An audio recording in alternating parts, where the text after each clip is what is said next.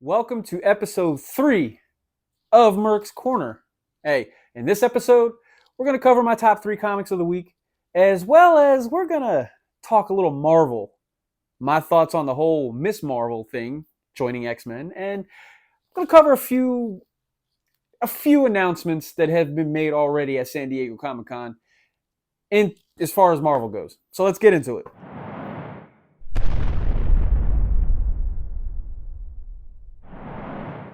First things first, if you guys enjoy this video, please go ahead and click that like button, share this video, comment, let me know what you guys think, and of course, if you really enjoy it, go ahead and hit that subscribe button.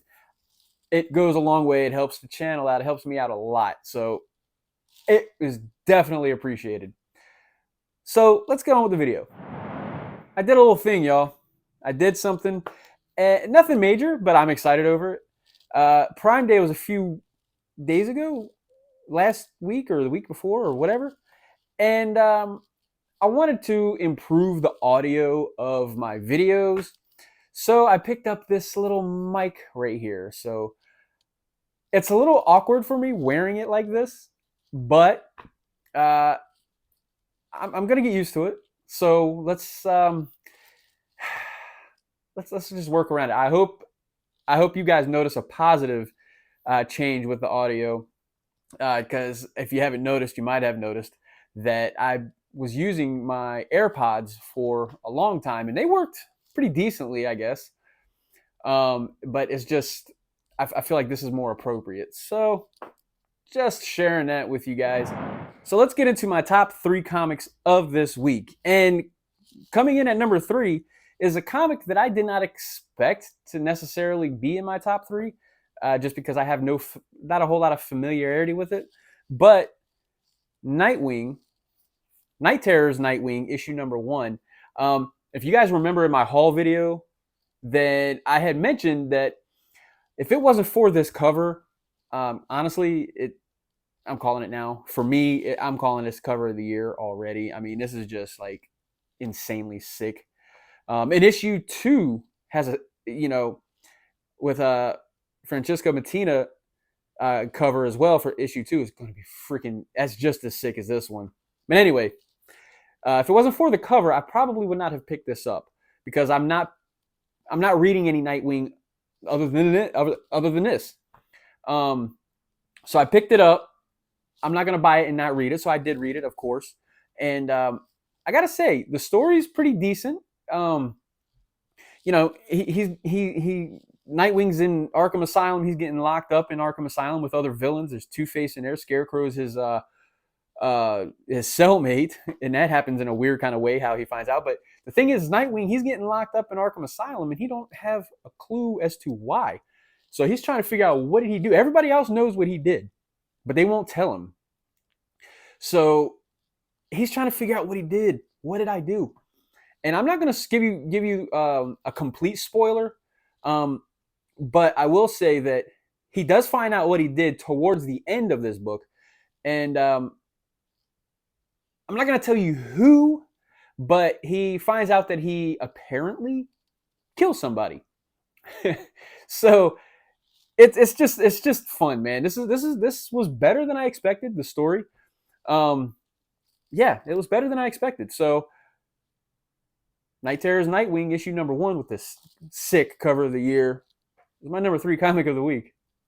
And coming in at number 2, it's always a fun time, man. I Hate Fairyland, issue 7 is my number 2 comic of the week. And I mean, Scotty Young, man. Scotty Young, he's like a gift to the comic world, in my opinion. I mean, he's just outside the box when it comes to his writing, in my opinion. And he just does things, and he just has a different mind than other people. But I love it. I enjoy it. So anyway, this was a fun issue. I've been loving the whole run so far, but this is probably one of my favorite issues of the run. So King Claudius, he's trying to off Gert, and he kind of resorts to looking into like a multiverse type of situation almost, and bringing different versions of Gert to his world to kill his Gert, and her being like the clever in a crazy way, a crazy clever. Um, she kind of outsmarts her whole other hers, and it's hilarious. It's a hilarious, and the artwork is fun in here. It's very Scotty Young type artwork, but it's actually the artwork is actually done by Brett Bean, and I like this style, man. I like this style of artwork. It's kind of cartoonish, but like, yeah, I mean that's a 2-page spread. It's pretty cool, man. So I enjoy it, man. I enjoy this. So I hate Fairyland. Issue number 7 is my number 2 comic of the week. And now, guys, my number 1 comic of the week is, I'm not sure how I say this. The artwork in this is probably the best artwork that I've seen in a comic book at any point ever. That's just my opinion. So, but Mattson Tomlin writes this book with Lee Bermejo doing the artwork, but A Vicious Circle issue number 2. It's been 7 months since the issue number 1 came out. Issue number 1 came out in December. So it's a little bit of a refresher, kind of, you're not going to remember after that long everything. But basically, the main story, or the main character in this story, he's an assassin from way distant into the future. So they're like, prevalent to the time travel and all that. And a lot of this book is, at the forefront is time travel. And him and his like adversary is also an assassin. And like they're just going at it. And basically, in a nutshell, the only way you can time jump is if you kill another person. I mean, it's just a crazy good story. The artwork in here, I can't not show you. So this is a little graphic, so just a little forewarning. There's no nudity in this, but it's just a little graphic. But I think it's freaking amazing. So that's kind of what happens right there. I hope you guys can see this. But that's kind of what happens right there when they kill someone, and they just automatically, boom, time jump. Now they do go to a period in time where it's like the medieval times, and it's just, man, it's freaking amazing. I'm sorry, like this artwork is stunning. And they get like a little superhero vibe in one part. Yeah, so they're fighting, man, and they get knocked into the time very briefly, like into the medieval time period, and you can see the artwork. And it's funny because like when they time jump, they have the artwork tends to change a little bit. And I'll give you an example. So right here, they're in the medieval times. You got the knights on horseback and all that. And then after that, they jump into, I'm not going to tell you how, because like I said, you got to kill somebody in order to time jump. So they time jump. I'm not going to show you how, because I'm going to flip that page. But then they jump into like a World War II era, because you can see the Nazis, but you see how the artwork kind of changes depending on the time era that they're in. And I gotta say, man, there's something there's something that happens while they're in that World War II era. They come across Hitler, and without saying what happens, something does happen. And the way the book ends, it kind of feels like it kind of alters history. But then it kind of sort of leaves you at a like a cliffhanger. That's the word I was looking for. Cliffhanger with his arch nemesis, that they're killing each other or trying to, they're him and the other assassin from his, I guess, original time way off in the future. Yeah, man. this is awesome. If you haven't checked this out, it's a $10 book, but I'm gonna tell you what, the artwork alone in this big format like this artwork would not do justice in this size of a book. This artwork deserves this big format. So anyway, so A Vicious Circle issue 2 is my number one comic of the week, hands down. So let's talk a little bit of X-Men. And at San Diego Comic-Con, there was a few announcements that kind of caught my eye, kind of grabbed my attention a little bit. And one of them was the fact that in X-Men issue number 29 coming out in December, Dr. Doom is going to get his own X-Men team. So that's going to be interesting, right? Like I said, I'm doing a lot of catching up on X-Men. So I'm not sure what's going on with Dr. Doom, if anything yet, or if that's something that just kind of evolves during the Fall of X. I don't know. If just let me know in the comments if there's something going on with him right now, because like I said, I'm in the process of catching up with everything.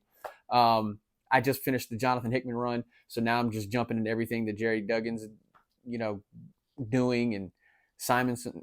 So yeah, so Simonson, my mind's everywhere. But yeah, I'm just catching up on everything that's current right now. So anyway, Dr. Doom is going to get his own X-Men team in issue 29 of X-Men coming out in December. Like I said, I'm kind of intrigued by that. And another announcement that was made was there's going to be an all new X-Men team. So I'm wondering. I'm wondering if this is going to be whatever this is going to be. This new team is going to be the result or one of the results from the fallout of the Fall of X. What's intriguing though is the X-Men logo that they used was very much the same almost as the Astonishing X-Men. So wondering if there's going to be any relation to that. So yeah, I'm curious, man. I'm curious. I'm excited. I want to get this Fall of X thing kicked off, man. And it will. The Hellfire Gala comes out this week. And yeah, man. So those were just the two headlines. There was a few others, but those were just two headlines that really caught my eye. I'm curious though, man. I'm curious. This whole Fall of X thing just became a little bit more intriguing to me, more than it already was. So yeah. Let me know what you guys think, man. I briefly want to talk about this because it's weird. I've never really had something sort of aggravate me the way that this has. But Ms. Marvel, they just recently announced Ms. Marvel, the New Mutant. Now, when she died in Spider-Man issue, 26, I think it was, we all kind of knew she was going to come back, right? But me personally, I was like, well, maybe, like later on this year, towards the end of the year, or, I mean, shoot, even maybe next summer's big event next summer, whatever that's going to be. Let it like marinate a little bit, right? Let her death marinate a little bit. I mean, they just came out with a book of a comic to honor her death, But then on League of Comic Geeks, they had in the solicitations or whatever, they had it in there where it's classified, where normally the picture of the comic would be, it was just black, and in red it said classified. And I can't stand how they did this. You're going to have her die one month, have a commemorative issue coming out to her or for her the next month, and in the very next month after that, she's coming back to life. And she's coming back to life because she was resurrected with the Krakoan resurrection technology, and now she's going to be part of the X-Men world and all of that. And I'm like, personally for me, she don't fit in the X-Men world, in my opinion. Just because, like, from what I've known of her, she's always leaned towards the Avengers more, and just kind of like, whatever. But will I be open minded to it? Yeah. Will I buy that book? No. I'll read it on the Marvel Unlimited app maybe whenever that comes 3 months down the road. But I'm just not excited over it just because I don't like the way Marvel did this. Because first of all, you're hyping her death up before it happens in Spider-Man. You're hyping her death up. I believe that there was even at one point where they had mentioned that, oh, this is going to be the most shocking thing in comic books over the last 30 years or something crazy like that. I think Zeb Wells, might be wrong, don't quote me, but I think it was Zeb Wells that might have said that, or Ramita Jr., whatever. And I understand you got to hype something up, but man, that was just way overdone, man. That was way overdone. I mean, if that, man, whatever. That was just annoying. But then you lead up, and when you get to the comic and you read it and you find out that it's Miss Marvel, who wasn't even really hardly relevant at all in that entire run, and just to find out that she's the one that's going to die, and then you're going to make a big issue out of it by making a commemorative issue celebrating the life of Miss Marvel and her death and this, that, and the other, just to have her come back a month later? Like, let it marinate. Let the death marinate on, let people marinate on it, man. It's just that to me, and I didn't even buy it. The Death of Miss Marvel, that comic, I didn't even buy it. It was a cash grab. It was a cash grab. Then nothing more. I didn't like how it was done. I just didn't like how it was done. And it's really nothing against Miss Marvel, the character. I think she's a wonderful character. So it's not her per se that it just aggravates me. Now, like I said, I don't think I feel like she is the X-Men type in that whole world of X-Men, but we'll see. We will see. So I'm just curious, what are your guys' opinions? What do you guys think about this whole Miss Marvel thing and her becoming one of the X-Men now, or getting involved in the X-Men world? Because now she's going to be part of the Fall of X in her comic. So yeah, the New Mutant, is she going to be in the New Mutants?